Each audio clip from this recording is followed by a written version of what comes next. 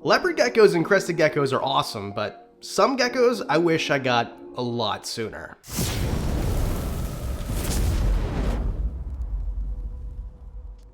I love a lot of different gecko species, and if you're someone who has crested geckos and leopard geckos and you're cool with that, I'm cool with that too. I had just those geckos for a very long time, but there's more options, and that's what this video is about, including number 5. This is the biggest gecko in the whole world. This is a Leachianus gecko. This is a female. I've got two. I've got Dave, and this is Diane. And what I love about this animal is feeding this animal. What's really great about Leachianus geckos is their diet is so easy. Take some Pangea mix, put it into a cup, mix it up with water, wham bam, Bob's your uncle. Of course, they do need some crickets too, or dubias, or whatever you want to feed them, some sort of insect diet. But I go to chewy.com, I get Pangea, whatever flavor I want, they stock them all, and you can get yourself some live feeders at the exact same time. So if you want the food that I use, go to chewy.com, there's a link in the description below, but more about this Leachianus gecko.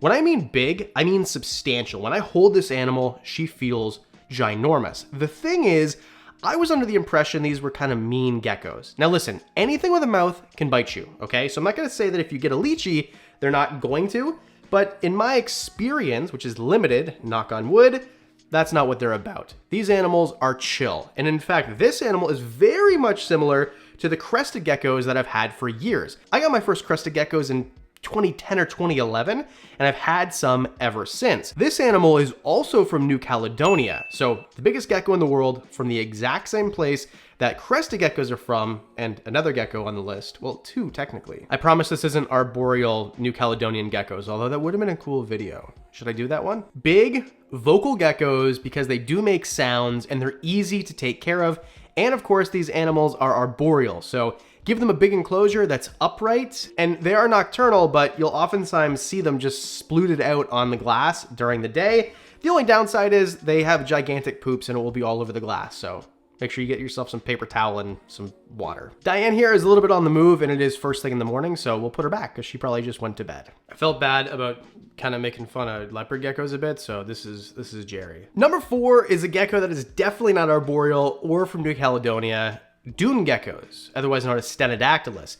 Now, I took a break from talking about them, but I talked about them a lot earlier in the year, and it remains true. I love these animals. This animal is very different than the lychee. Very small. We're talking 3 inches, something like that, and they come from the harsh desert environments. We're talking the deserts that you see in your mind with sand dunes and things like that from North Africa and the Middle East. That's where these animals come from. Amazing geckos. I absolutely love them, and what's really cool is they don't need a huge enclosure. So you could actually have a few of them in a 20-gallon long enclosure. And another great thing I love is you can keep them together. There's no one who's going to be up in arms about me saying you can cohab Stenodactylus. You definitely can, whether it's the Petrii or the Stenos.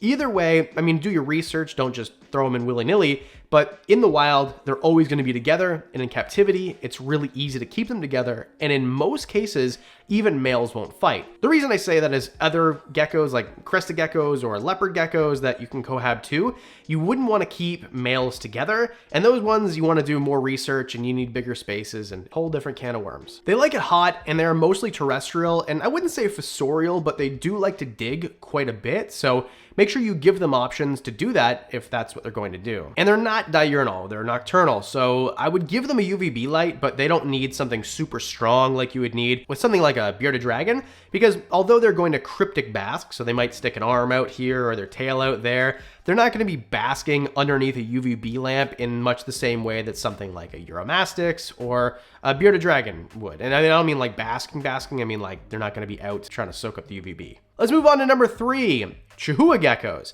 Now, what would have been clever is, since I did the Chewy ad earlier, is talk about chewies for Chewy, because Chahua geckos are called chewies. It's such a missed opportunity, and I could reshoot this whole video, but I won't. Instead, I'll tell you that Chahua geckos are also from New Caledonia. So they're from the same part of the world that Leachianus geckos are from. In fact, these are much more similar to crested geckos in size and basically everything else. Now, if you're not aware, New Caledonia has 4 really popular gecko species: Crested geckos, by far the most popular, which are amazing, but we won't talk about in this video. Gargoyle geckos, again, not going to talk about in this video. Chahua geckos and Leachianus geckos. And there's one more, well, there's a few more, but one more that's going to become popular, and we're going to talk about that at the end. Can you guess which New Caledonian species I'm going to talk about for number one? Let me know in the comment section below. Chahua geckos are a little bit bigger than crested geckos, so they're not, you know, super big. They're not the biggest gecko in the world. But what I love is just their coloration. They look in some ways similar to Europlatus, so leaf-tailed geckos and their camouflage, where they're gonna be these greens and reds and just beautiful. Plus they fire up and fire down like crested geckos. If you don't know what that means, basically, sometimes they're more drab, and then judging by their mood or breeding behavior or whatever, they'll get more colorful. So they'll fire up, fire down. So you can get one gecko that looks, you know, different in the morning than it does at night, or if you handle it, it'll look different than when it's in its enclosure. There's a whole bunch of things and variables, but the diet, the same thing. Feed it Pangea, as well as some insects. And what I do, this isn't a care guide, although I could do one if you want, is I feed Pangea basically every 2 days or so 3 to 4 times a week. And then I feed crickets once a week. So really, really easy, easier than a leopard gecko, some would say, because they need crickets several times a week, or roaches or worms or whatever. But I love these geckos. I've got a few, and I'm producing them, or was producing them. Unfortunately, the breeder female did pass, and I'm not sure if I'm going to get another one, but I had these geckos forever, and they are just fantastic. You can keep them together if you want to. Again, do your research on how to do that. Don't throw them in willy-nilly, but they're just a little different. So if you think, oh, crested geckos are cool, but everybody has crested geckos, like you're a little bit of a hipster, right? It's okay to want something that's cool before it was cool. And I think Chahua geckos are very much right there. Chewies aren't as popular, and the price of normal chewies, or mainland chewies, let's say, is going down. There are Pine Isles and some other morphs that are more expensive, but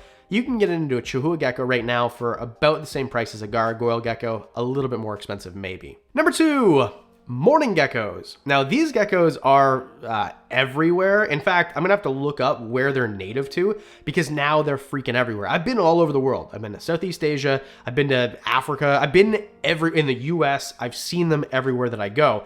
They're like the red ear slider of geckos. They're just invasive everywhere. The good thing is they don't do too much damage in comparison to other invasive species. But what's really cool is they're tiny and arboreal, and a lot of people keep them in setups where there's other animals. So for example, my morning geckos I keep with dart frogs. I always keep them with dart frogs, and I'm thinking about putting them in the big enclosure over there, which has frogs and lizards and stuff like that. And snakes soon too, but anyway, we're getting to it. The reason it's taking so long to do that video is because some of the plants just died. I was having humidity issues because the humidity is very different between the seasons, and the big calathea at the back died, and anyway, we're gonna have to replant it a bit, and then we'll make the video. Anyway, parthenogenesis. What does that mean, Adam? Well, maybe you actually probably know, because you seem pretty smart judging by the comments every week. If you don't know, parthenogenesis is basically when females can clone themselves. That's a really basic version of how it works, but I'm not Clinton's Reptiles, and I'm not very smart, and I'm not going to be able to give you the science definition. Basically, they don't need a male to reproduce. It's a long-winded way of saying that would have sounded so much smarter. So if you get a bunch of morning geckos and they're all females, which they will be, then you just have a bunch of eggs and babies, probably, because that's how it works with morning geckos. They eat a Pangea diet. They'll eat insects too. Mine always eat the fruit flies that I feed to my dart frogs, and then I'll feed them up above a little bit of Pangea. But basically, let's just move on to number 1, because this is a gecko. Okay, last chance to dance.